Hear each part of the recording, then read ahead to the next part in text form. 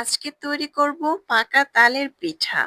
তো আমি কিভাবে পাকা তালের পিঠাটা তৈরি করছি সেটা আপনাদেরকে দেখাবো।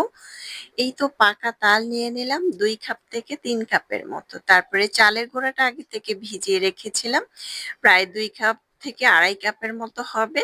এটা দিয়ে দিলাম পরিমাণ মতো চিনি, দিয়ে দিলাম নারিকেল।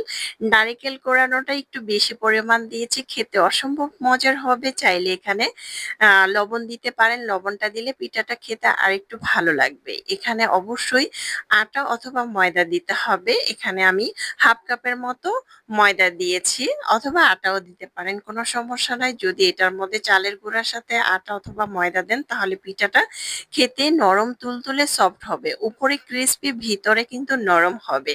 আর নারিকেল কুড়ানোটা অবশ্যই দেওয়ার চেষ্টা করবেন, পিঠাটা খেতে অসম্ভব মজার। আর অবশ্যই গুঁড়া দুধও দেওয়ার চেষ্টা করবেন, পিঠাটা খেতে অনেক বেশি ভালো লাগবে। যাই হোক, পর্যাপ্ত পরিমাণ তেল দিয়ে একটি প্যানের মধ্যে তেলটা গরম করে নিয়েছি। এখন চামিচের সাহায্যে ছোট ছোট করে দিয়ে দিচ্ছি, আপনারা চাইলে হাতেও দিতে পারেন। দেখতে পাচ্ছেন নরম তুলতুলে সফট হয়ে গিয়েছে পিঠাগুলো একদম।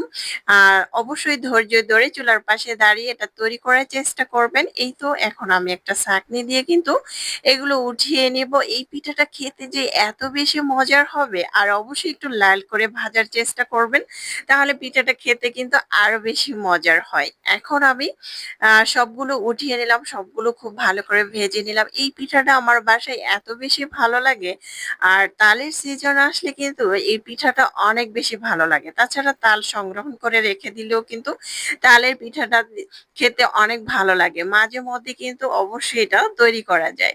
যাই হোক, আজকের রেসিপিটা আপনাদের কেমন লেগেছে অবশ্যই জানাবেন। রেসিপি যদি ভালো লাগে অবশ্যই চ্যানেল সাবস্ক্রাইব করে লাইক দিয়ে পাশে থাকবেন। যারা ফেসবুক পেজ থেকে দেখছেন অবশ্যই ফেসবুক পেজটাকে ফলো দিয়ে পাশে থাকবেন। যারা নতুন আছেন তাদের জন্য আমার আজকের রেসিপি।